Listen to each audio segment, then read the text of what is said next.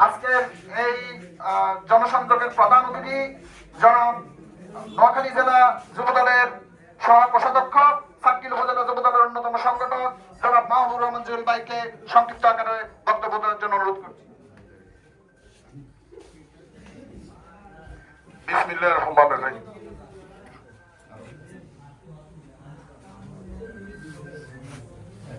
5 নং মোহাম্মদপুর ইউনিয়ন, 2 নং ওয়ার্ড বাংশা কামালপুর বিএনপির কর্তৃক আয়োজিত আজকের এই ধানের শীষ মনোনীত প্রার্থীকে বিজয়ী করার লক্ষ্যে আজকের এই গণসংযোগ পূর্ব মুহূর্তে উপস্থিত সংগ্রামী এলাকাবাসী, সংগ্রামী নেতৃবৃন্দ, প্রিয় মুরব্বিয়ান, প্রিয় ভাইয়েরা, সবাইকে আমার ব্যক্তিগত পক্ষ থেকে সালাম এবং শুভেচ্ছা জানাচ্ছি।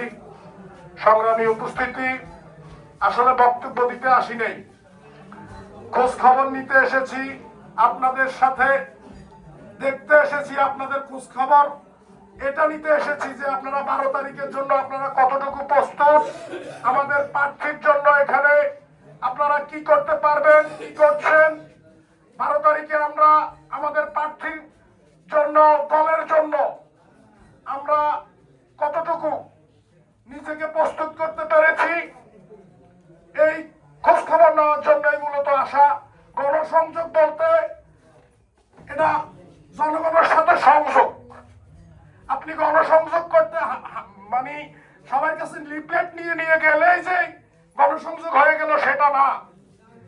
আপনি একজনের সাথে কথা বলে, ওনাকে কনভিন্স করে, ওনাকে ম্যানেজ করে আমাদের প্রার্থীর ব্যাপারে ভালো দিকগুলো উঠাই ধরে আমাদের দলের আমরা কি করব, আমাদের দল ক্ষমতায় গেলে কি করবে, এগুলা বুঝানো। আপনি একা হলে তো সমস্যা নাই, আপনি এটাও তো গণসংযোগ। আসলে আমাদের 12 তারিখ এই নির্বাচন, আমরা গত 17 বছর আমরা আন্দোলন সংগ্রাম করেছি, জেল জুলুম খেটেছি। কিসের জন্য? একটা গণতান্ত্রিক অধিকারের জন্য, একটা ভোটাধিকার পাওয়ার করার সুবিধার জন্যই তো, নাকি? কিসের জন্য আমরা গত 17 বছর আন্দোলন সংগ্রাম করেছি? এই ভোটের জন্য। গত 17 বছরে আপনারা কি ভোট দিতে পেরেছেন? আমরা গত 17 বছর ভোট দিতে পারি নাই। আগামী 12 তারিখ এই ভোট হলো গত 17 বছরের যত অত্যাচার নির্যাতন আপনাদের আমাদের উপরে হয়েছে সেটার জবাব। ইনশাআল্লাহ 12 তারিখ ধানের শীষ প্রতীকে আমরা ভোট দিয়ে আমরা গত 17 বছরে বদলা নেব ইনশাআল্লাহ।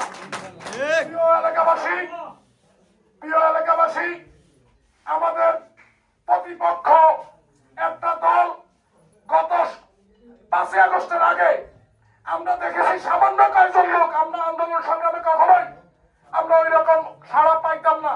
আমাদের সাথে আন্দোলন সংগ্রামে তারা নামে মাত্র ছিল, তারপরে যা ছিল, কিন্তু এতজন কি এই গুপ্ত সংগঠনে ছিল না। এখন কোত্থেকে আসছে? আমরা আগে জানতাম মাদ্রাসায় যারা পড়ে তারা জামাত করে। কোন রিকশাওয়ালা কি জামাত করছে দেখছেন? কোন দোকানদার জামাত করছে দেখছেন? এরা গুপ্ত ছিল। এখন তারা আমাদের তৃতীয় পক্ষ, তাদেরকে নিয়ে খেলতেছে। আপনারা সবাই এইসব ব্যাপারে সজাগ থাকতে হবে। প্রিয় উপস্থিতি, আমি এখানে এসেছি আপনাদেরকে সাহস দিতে।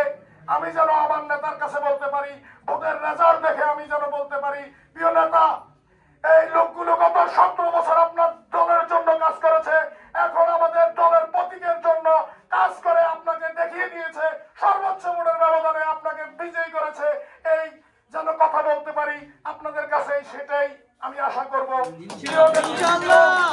প্রিয় নেতৃবৃন্দ, আপনারা আমাদের নেতা, আমাদের দলের চেয়ারপারসন, এই মুহূর্তে চেয়ারম্যান জনাব তারেক রহমান বলেছেন তাহাজ্জুদের নামাজ পড়ে, ফজরের নামাজ পড়ে কেন্দ্রে যাওয়ার জন্য। আপনারা শুধু কেন্দ্রে গিয়ে ভোট দিয়ে চলে আসলেই হবে না, আমাদেরকে রেজাল্ট বের করে উইনার স্লিপ হাতে নিয়ে আমাদেরকে চাটকিল আমরা থাকলেও আমাদেরকে জানাবেন যে আমরা ভাই, আমরা এত ভোটে আমরা বিজয়ী হয়েছি। সেই পর্যন্ত আমরা কেন্দ্রে থাকতে হবে। কেন্দ্রে আপনারা থাকবেন তো ইনশাআল্লাহ? আপনারা কেন্দ্রে ছেড়ে যাবেন না। এখানে তৃতীয় পক্ষ আছে, এখানে গুপ্ত বাহিনী আছে। অনেকদিন আমরা ভোটের অভিজ্ঞতা নাই, আমাদের কি হয় না হয় কোনো ঠিক নেই। ঠিক আছে? আমাদের সজাগ থাকতে হবে। সুতরাং আমরা এই আর অল্প কয়দিন আছে, আর আছে আজকে 3 তারিখ, 10 তারিখ পর্যন্ত আমাদের দলীয় কার্যক্রম। এরপরে তো আমাদের এখন আপনারা যারা কেন্দ্রের দায়িত্বে আছে তাদের সাথে কমিউনিকেট করে কে এজেন্ট হবে, কে কি দায়িত্ব পালন করবে, কিভাবে ভোটার উপস্থিতি করানো যায়, কিভাবে মা বোনদেরকে আবার আমাদের ভোটারদেরকে সকালে সকালে যেতে হবে, এই গুপ্ত বাহিনী কোনটা করে, তাদের 12 তারিখে কিন্তু তারা কি করবে তারা আগেই প্ল্যান করে ফেলেছে। আমাদেরকে সেদিকে খেয়াল রাখতে হবে, আমাদের সবাই দায়িত্ব পালন করতে হবে। এখন আপনারা গণসংযোগ করবেন, আমিও আপনাদের সাথে শরীক হব। আপনাদেরকে ইনশাআল্লাহ 13 তারিখে ইনশাআল্লাহ সাতক্ষীরে আপনাদের জন্য সবার জন্য ইনশাআল্লাহ মিষ্টির দাওয়াত রইল। সবাইকে মিষ্টি খাওয়াইতে যেন পারি সেই রকম রেজাল্ট হাতে নিয়ে আপনারা আমাদেরকে জানাবেন। আমাদের নেতার পক্ষ থেকে আপনাদেরকে সবসময় ইনশাআল্লাহ আমরা আপনাদের সাথে থাকবো।